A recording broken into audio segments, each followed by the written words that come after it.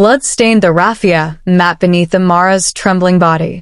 The midwife's hands shook as she lifted the first child, a girl with eyes like polished obsidian, already staring with unnatural awareness at the thatched roof above. "Another comes," the old woman whispered, her voice barely audible over Amara's labored breathing. The second baby emerged minutes later. Another girl. Identical. The midwife's gasp cut through the humid air like a machete.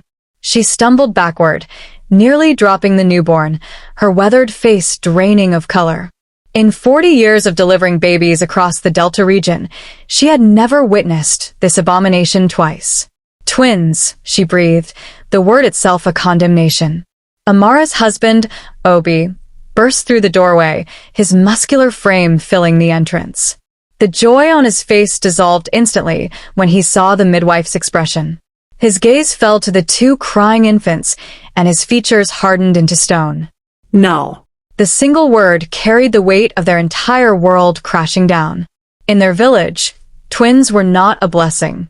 They were a curse, children of the water spirits, born to bring death and misfortune to any family foolish enough to keep them.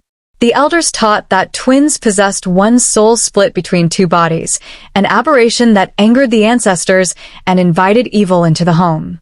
"Which one came first?" Obi demanded, his voice cracking. "The one I'm holding," the midwife said, clutching the second-born against her chest as if to protect her from what she knew must come. Amara reached weakly toward her children, tears streaming down her face. "Please. We can hide them. We can. And watch our crops fail? Watch our other children die of mysterious illnesses." Obi's voice rose with each word. "You know what must be done. The elders will find out. They always do." The midwife had already wrapped the firstborn in white cloth, the color of death and endings. Village law was clear. When twins were born, both must be taken to the river at dawn. But mercy existed within cruelty. If the parents could not bear to lose both children, they could choose one to save. The firstborn was always sacrificed to appease the water spirits. The second could live, raised in secret by distant relatives, never to know their true parentage. "We keep the second," Obi decided, his jaw clenched so tight it could shatter diamonds. "The first goes to the river." "No!" Amara's scream echoed across the compound, sending birds fleeing from nearby palms. "I won't choose between my children. I won't." But the decision had never been hers to make. The midwife worked quickly, efficiently, separating the twins before they could recognize each other, before that mysterious bond could solidify into something unbreakable. She handed the second-born to Amara's sister, who had been waiting outside, already weeping for the child she would raise as her own. The firstborn was given to Obi. As dawn broke over the Niger Delta, painting the sky in shades of purple and gold, Obi walked toward the river with his daughter bundled against his chest. She had stopped crying, eerily quiet, as if she understood the fate awaiting her. The river churned with morning mist, its surface reflecting nothing, a dark mirror to another world. Traditional drums echoed from the village. The elders knew. They always knew. Obi's hands trembled as he stood at the riverbank. The baby's eyes, those impossibly aware eyes, locked onto his face. In that moment, he saw not a curse but a person. His daughter. His flesh and blood. "Forgive me," he whispered, his voice breaking. "Forgive me for being too weak to fight for you." He closed his eyes and threw her into the current. The splash seemed to swallow all sound. Obi stood frozen, waiting for the baby's cries, for the thrashing that would signal her final moments. But there was only silence. When he opened his eyes, the bundle had vanished beneath the dark water without a trace, as if the river had been waiting specifically for this offering. He returned to the village a haunted man. What Obi didn't see, what he couldn't have seen through his tears and guilt, was the ancient fisherman who emerged from the reeds downstream. His name was Adaeze, and he had lived by this river for 70 years, long enough to know its moods and secrets. He had positioned himself here every dawn for the past month, ever since the diviners predicted another twin birth in the village. His nets caught the white bundle before the current could claim it. The baby was alive, coughing water but breathing. Adaeze unwrapped the cloth and looked into those strange, knowing eyes. He had saved 4 river children over his lifetime. Some he raised himself. Others he delivered to families in distant cities where the old superstitions had lost their power. But this one was different. As he held her, the river itself seemed to shift, to acknowledge her presence. The fish leaped in patterns he'd never witnessed. The water birds called out in chorus. This child carried something ancient in her blood, something that went beyond village superstitions into older, deeper truths. "They tried to kill you, little one," Adaeze murmured, wrapping her in his own worn shawl. "But the river has other plans." He named her Adaeze, daughter of the king, for he saw royalty in her survival, in the fierce way she gripped his finger with her tiny hand.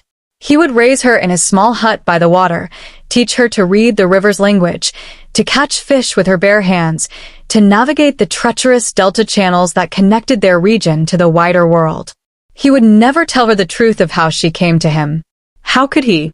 What child could bear the knowledge that her own parents had chosen death for her? But secrets, like rivers, have a way of surfacing eventually. And 20 years later, when Adaeze returned to her birth village with questions burning in her heart and revenge simmering in her soul, the entire community would learn that some curses cannot be drowned, and some daughters cannot be erased. The river always remembers, and it always demands payment for its debts. 20 years had sculpted Adaeze into something remarkable, not despite the river, but because of it. She stood nearly 6 feet tall, her skin the deep brown of wet earth, her hair twisted into thick locks that fell past her shoulders. But it was her eyes that unsettled people, those same obsidian eyes that had stared up at her father before he threw her away. They held depths that suggested she'd witnessed things no 20-year-old should have seen. She lived in a world between worlds. Too educated for the fishing villages, too connected to the Delta to belong in the cities. Adaeze had used his limited resources to send her to school in Port Harcourt, where she devoured books with the same intensity she'd once learned to read water currents. She spoke 3 languages fluently, could navigate both spreadsheets and fishing nets, wore both traditional wrapper and modern jeans with equal comfort. But lately, something had been pulling her back to the river, to Adaze's hut, with increasing urgency. The old fisherman was dying. It started with a cough that wouldn't quit, then blood in his palm after particularly harsh spasms. The herbalist said his lungs were failing, eaten away by years of breathing river mist and wood smoke. He had maybe months, possibly weeks. Adaeze had returned from the city immediately, abandoning her accounting job without a second thought. The corporate world could wait. Her father, the only father she'd ever known, needed her. On the evening it happened, she was preparing his medicine, grinding bitter herbs in a wooden mortar, while he sat outside watching the sunset paint the river in flames. The wet season approached, bringing thick clouds that promised to burst at any moment. "Adaeze," Adaeze called, his voice weaker than she'd ever heard it. "Come sit with me." She abandoned the herbs and settled beside him on the worn bench he'd crafted decades ago. The river lapped gently at the shore, its rhythm as familiar to her as her own heartbeat. "There's something I need to tell you before I go," he began, staring at the water rather than at her. "Something I should have told you years ago." Her stomach clenched. She'd always known there were secrets in her origin story, gaps that Adaze's vague explanations never quite filled. Foundling at the riverside. Parents unknown. A common enough tale in these parts. "Whatever it is, it doesn't matter," she said quickly, fear making her voice sharp. "You're my father. That's all I need to know. Let me speak, child. I've carried this long enough." And then he told her everything. The white cloth. The deliberate disposal. The village upstream where her birth parents still lived. The twin sister she'd never met, who'd been raised as an only child while Adaeze was meant to feed the fish. With each word, something inside Adaeze calcified.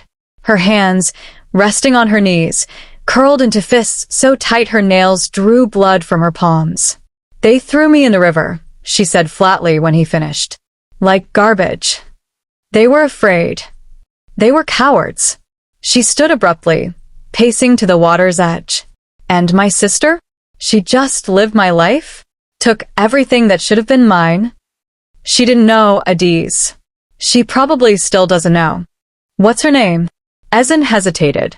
Giving her this information felt like handing her a weapon. But he was too tired to lie anymore, too close to death to deny her this final truth. Zipporah. Her name is Zipporah. And your mother is Amara. Your father is Obi.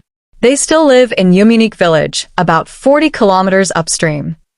Yuminik, Adaeze repeated, tasting the name like poison.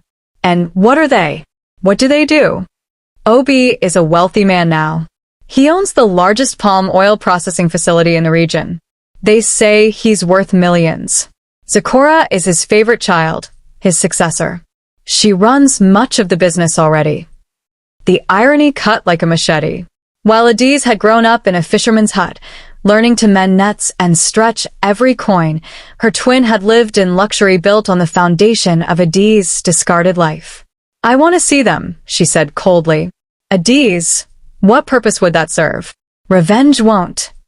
I don't want revenge. The lie came smoothly. I just want to see the people who valued superstition over their own child's life. I want to look them in the eyes and know why I wasn't worth saving. But Adaeze could read the river, and he could read his daughter. He saw the storm brewing behind her calm facade, the dangerous calculation in those ancient eyes.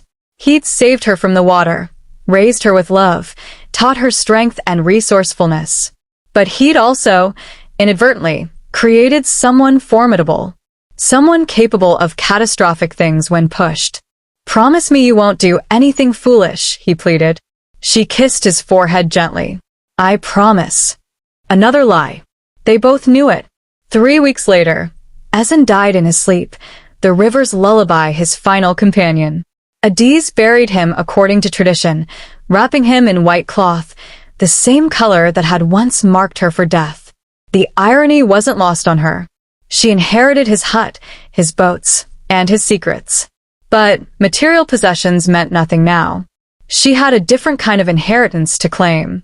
For days after the funeral, she sat by the river, planning.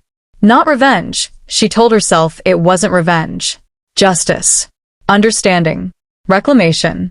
She rolled these words around in her mind like smooth stones, polishing them until they gleamed with righteousness. She would go to Yuminik. She would meet her birth family. But not as Adaeze the throwaway twin. No, she would become someone else first. Someone they would welcome, trust, invite into their inner circle. Only then would she show them what it cost to discard a daughter. The wet season finally broke, rain hammering the river into chaos. Adaeze stood in the downpour, letting it wash over her, and smiled for the first time since Adaze's confession. The river had saved her once. Now it would help her reclaim what was stolen. She just needed to become someone her family would never suspect while getting close enough to destroy everything they'd built on the bones of their betrayal. The plan crystallized like ice in her heart. She would infiltrate Obi's palm oil company as a consultant. Her education and skills made this feasible. She'd seen their advertisement for a financial analyst just last week. The company was expanding, needed someone who understood both traditional commerce and modern business practices. Someone exactly like her. Adaeze packed her few belongings and took one last look at the river that raised her. The water seemed to shimmer with approval, reflecting her face back at her. Determined, focused, dangerous. Thank you, she whispered to Adaze's spirit, to the river, to whatever forces had kept her alive when she should have drowned. Now watch what your daughter can do. Adaze's first glimpse of Yuminik village came through the window of a crowded bus, and she had to swallow the bitter taste that rose in her throat. This should have been her home. These should have been her childhood memories. The village had clearly prospered.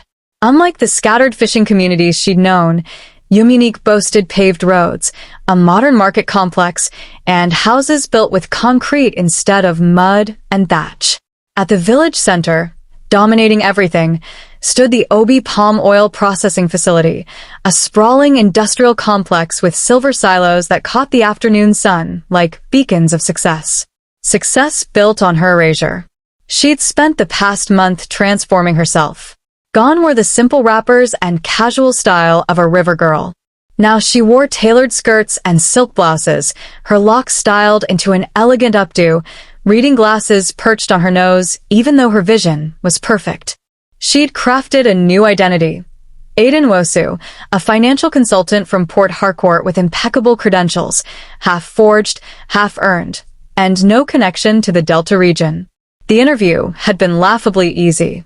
Obi's company was hemorrhaging money due to poor financial management, and her credentials, real and fabricated, made her the obvious choice.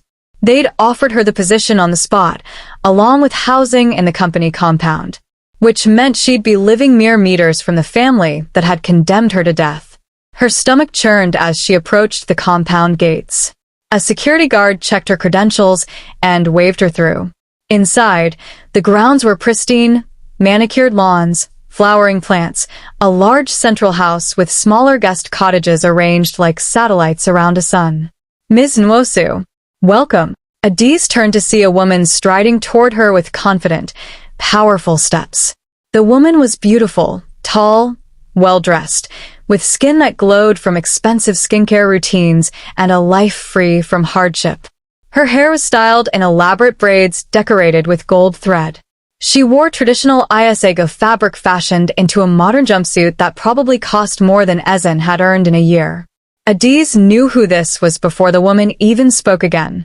I'm Sakura Obi, operations manager. My father sends his apologies.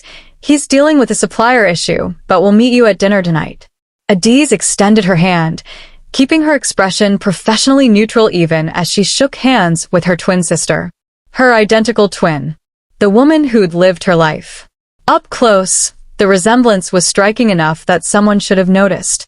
They had the same high cheekbones, the same full lips, the same long fingers. But Sakura's eyes were different, warm brown instead of that unsettling black, and filled with the confidence of someone who'd never questioned their place in the world. Thank you for the welcome, Adaeze said smoothly, her Port Harcourt accent perfectly in place. I'm eager to help turn around the financial situation. Oh, we need you desperately, Sakura laughed, leading her toward one of the guest cottages. My father is brilliant with palm oil processing, but accounting? Numbers make his head spin.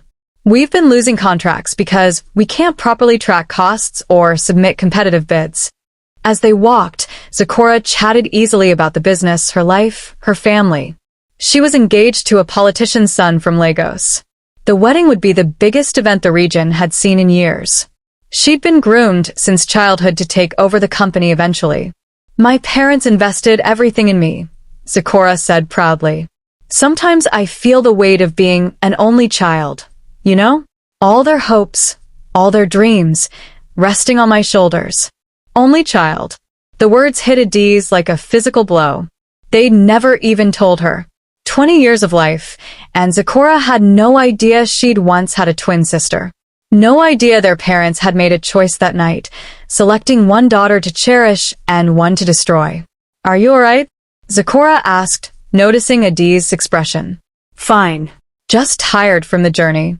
The cottage was comfortable, air-conditioned, with modern furniture and a small kitchen. Luxury compared to what Adaeze had known. She watched through the window as Sakura walked back to the main house, and something dark twisted in her chest. Dinner that night was excruciating. Obi had aged since that dawn at the river, gray threading through his hair, his strong frame beginning to soften. But his eyes were the same, and when he looked at Adaeze during introductions, he froze for the briefest moment. Did he see the ghost of the daughter he'd killed? Did some part of him recognize those obsidian eyes? If so, he said nothing. Amara was there too, still beautiful but fragile in a way that suggested years of carrying a secret had hollowed her out from the inside. She flinched when Adaeze shook her hand, and kept staring at her throughout dinner with an expression Adaeze couldn't quite read. They ate pounded yam with egusi soup while discussing business. Adaeze impressed them with her analysis of their financial problems, outlining solutions that would save the company hundreds of thousands. Obi beamed with satisfaction. Sakura took notes eagerly, treating Adaeze like a mentor. You're exactly what we needed, Obi declared, raising his glass. To new beginnings. Adaeze raised her own glass, meeting his eyes directly. To getting what we deserve. Over the following weeks, she embedded herself deep into their lives. She fixed their accounting, streamlined their operations, and secured new contracts that brought unprecedented profit. She became indispensable. More than that, she became family. Zecora invited her to shopping trips in Port Harcourt. Amara asked her advice on planning the upcoming wedding. Obi treated her like a second daughter, praising her brilliance at every opportunity. The irony was almost unbearable. They'd thrown away one daughter and now showered that same daughter, wearing a different face, with the love they'd denied her. But Adaeze wasn't ready to reveal herself yet. First, she needed to understand them, to find the crack in their foundation, to learn what they valued most so she could take it away with surgical precision. The opportunity came one evening when she found Amara alone in the garden, staring at the river visible in the distance. Tears streamed down the older woman's face. "Mrs. Obi? Are you all right?" Amara jumped, wiping her eyes quickly. Ada. "Yes, I'm fine. Just old memories." Adaeze sat beside her, patient, waiting. "Can I tell you something?" Amara asked suddenly. "Something I've never told anyone?" "Of course." And then, in halting words, Amara confessed. The twin birth. The terrible choice. The daughter thrown to the river. 20 years of guilt that had eaten her alive from the inside. 20 years of wondering if she could have fought harder, refused more strongly, saved them both somehow. "I named her," Amara whispered. "Before they took her. I whispered it in her ear so she'd know someone loved her, even if just for a moment. Adaeze. It means daughter of the king. Because even though the village saw her as cursed, I saw her as royalty." Adaeze's hands clenched in her lap. Her birth mother had named her, had loved her, however briefly. This complicated things in ways she hadn't prepared for. "Why are you telling me this?" she asked, her voice barely steady. "Because you remind me of her somehow. Your eyes. The way you carry yourself. Sometimes I imagine she survived somehow, that she grew up to be someone like you, strong, brilliant, unstoppable." Amara laughed bitterly. "Foolish, I know. But a mother's heart holds on to impossible hopes." Adaeze sat frozen, her carefully constructed revenge plan fracturing like thin ice. This wasn't supposed to happen. She wasn't supposed to see her mother's pain, her genuine grief, her haunting regret. What would you do if she had survived? Adaeze heard herself ask. If she came back? "I'd fall to my knees and beg her forgiveness," Amara said immediately. "I'd give her everything I have. I'd spend the rest of my life trying to make up for my cowardice." She looked at Adaeze with desperate eyes. "Do you think someone could forgive something like that?" Before Adaeze could answer, Zecora's voice rang out across the compound. "Ada. Come quickly." Fathers had a collapse. They rushed to the main house to find Obi on the floor, clutching his chest, his breathing labored. Heart attack. The ambulance seemed to take forever. At the hospital, waiting for news, Adaeze stood between the two women who'd shaped her existence, the sister who'd unknowingly stolen her life, and the mother who'd let it be stolen. Both gripped her hands, drawing strength from the stranger, who was really the missing piece of their family puzzle. Adaeze closed her eyes and felt the river current pulling her in two different directions. Revenge or redemption. Justice or mercy. The daughter who drowned or the daughter who survived. The choice, for the first time, was entirely hers to make. Obi survived the heart attack, but barely. The doctors said the stress of running the company had nearly killed him. He needed to step back, reduce his responsibilities, let younger hands take the reins. Which meant Zecora would inherit everything sooner than anyone had anticipated. Adaeze watched this unfold from her unique vantage point, simultaneously insider and outsider, family and stranger, victim and avenger. The company that should have been partly hers would now entirely belong to the sister who'd lived in her place. Unless she intervened. She discovered something during her financial investigation, something that would destroy the Obi family completely if revealed. Years ago, when starting the palm oil facility, Obi had taken loans from a corrupt politician, agreeing to serve as a front for money laundering. Most of those operations had been shut down, but enough evidence remained buried in old account books to send Obi to prison and bankrupt the entire company. Adaeze had compiled everything meticulously. One anonymous tip to the right authorities, and the family would lose everything: wealth, reputation, freedom. Perfect revenge. Yet she hadn't made the call. Instead, she found herself spending more time with Amara, listening to stories about the village's history, about Amara's own difficult life, about the impossible choices women faced in traditional societies. She trained Zecora in advanced financial management, watching her sisters' quick mind absorb information, seeing glimpses of what they might have been if raised together. She even sat with Obi during his recovery, listening to him talk about building the business from nothing, about wanting to prove he was more than his father's failures, about the weight of providing for an entire community that depended on the jobs his facility created. They were human. Flawed, frightened, human. Not monsters. Just people who'd made a terrible decision born from fear and tradition and the crushing weight of expectations. That realization didn't erase what they'd done, but it complicated how she felt about destroying them. The decision point came during Zecora's engagement celebration, a lavish affair with half the region in attendance. Adaeze stood in her cottage preparing for the party when she noticed someone watching her through the window. A young boy, maybe 7 years old, staring at her with eyes that seemed too old for his face. She opened the door. "Can I help you?" "You're the river girl," he said matter-of-factly. Her blood froze. "What?" "My grandfather was Adaeze, the fisherman who saved you. He told me before he died that someday you'd come back to this village, and when you did, I should give you a message." Adaeze didn't have grandchildren. Not by blood. But he taught me to fish, told me stories. He was my grandfather in all the ways that mattered. The boy pulled out a crumpled piece of paper. "He wrote this for you." Adaze's hands shook as she unfolded the note. Adaze's careful handwriting stared back at her. "My dearest Adaeze, if you're reading this, I'm gone, and you've done what I knew you would, return to face your past. By now you've seen them. Your mother, your father, your other half. I know you carry anger. You have every right to it. They wronged you terribly. But let me tell you what I learned in 70 years by the river. The water doesn't care about justice. It flows where it flows, takes what it takes, gives what it gives. Sometimes it floods and destroys.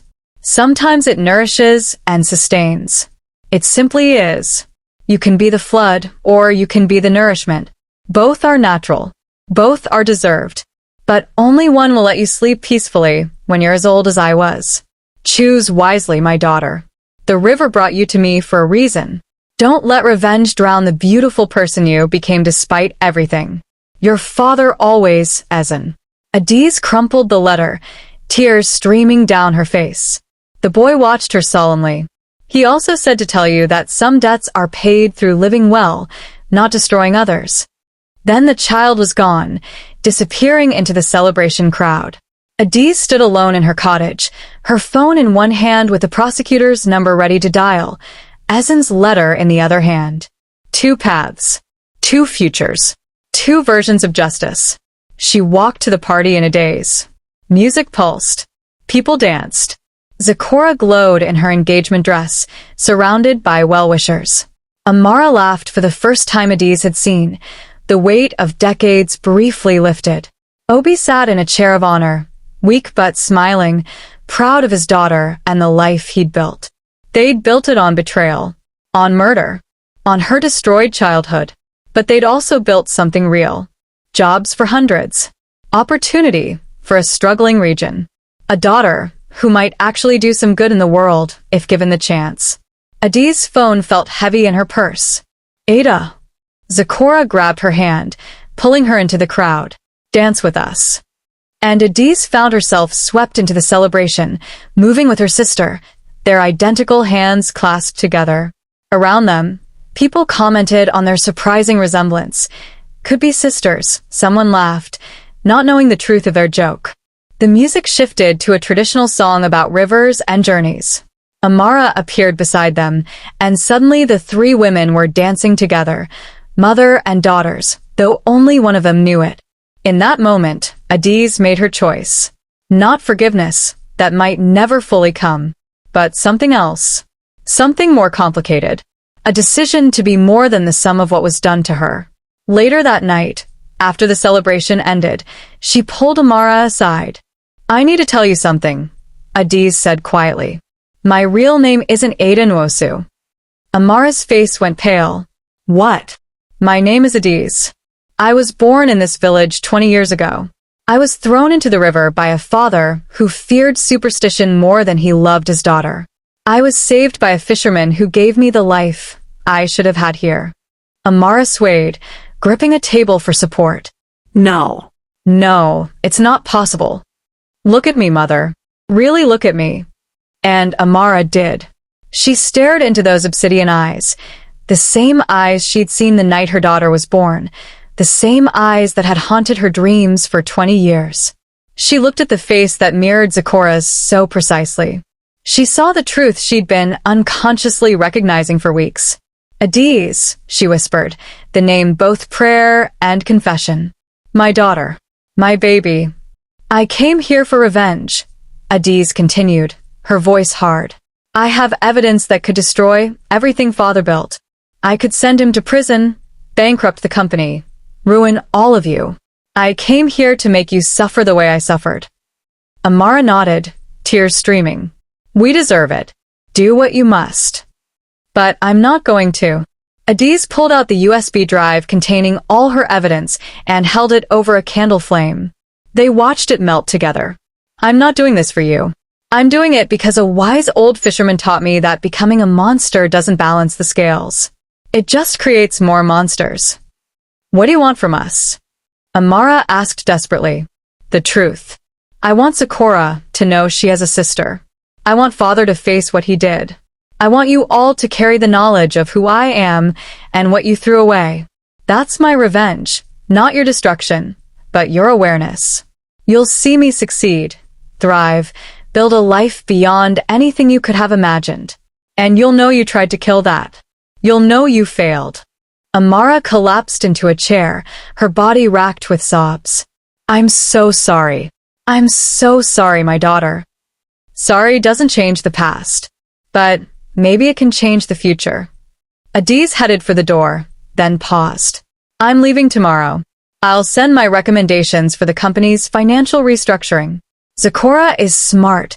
She'll implement them successfully. You'll all prosper." "Will you ever come back?" Amara asked desperately. "I don't know. Maybe when I've figured out how to be in the same room with you without wanting to scream.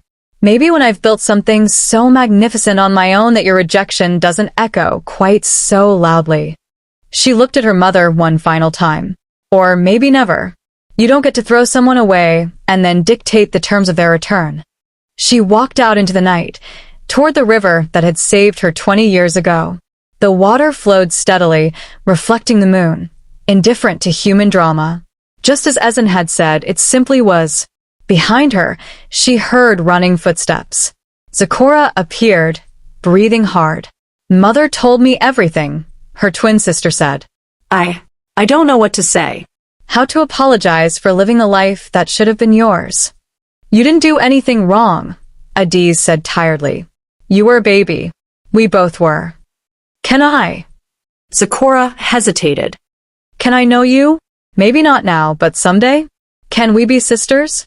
Adaeze looked at this woman who shared her face, her blood, her impossible beginning. In another life, they might have been inseparable. In this one, they were strangers connected by tragedy. "Ask me in a year," she finally said. "After I've had time to process all of this. After you've had time to decide if you really want a sister who's a constant reminder of your parents' worst sin."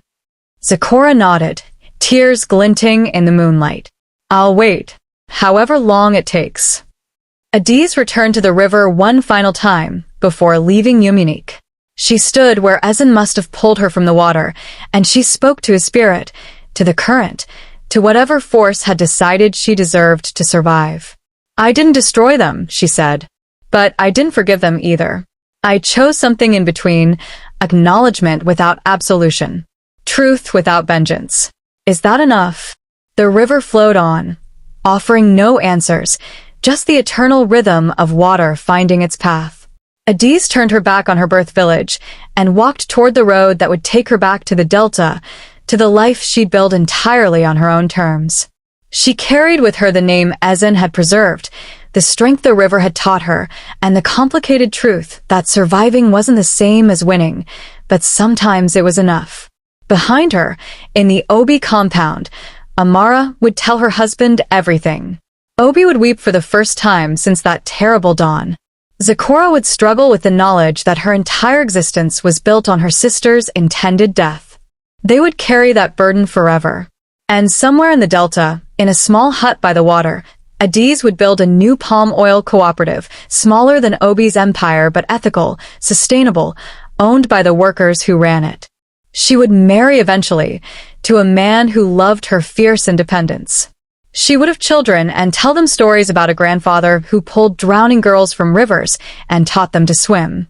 She would live well, magnificently, defiantly, and that, in the end, would be the truest revenge of all, not destroying the family that rejected her, but surpassing them completely while they watched, helpless, aware, forever marked by the daughter who refused to drown. The river always remembers, and it always collects its debts, but sometimes the payment is measured in awareness, in growth, in the impossible alchemy of turning trauma into triumph. Adaeze had been thrown away like garbage. She had become gold. And that transformation, more than any vengeance, proved that some curses are actually blessings in disguise, and some endings are really just the beginning of stories too powerful to be silenced by water or superstition or fear. The river had given her life twice, once in saving her, and once in teaching her that the strongest current isn't destruction. It's the choice to keep flowing forward, no matter what tries to drown you.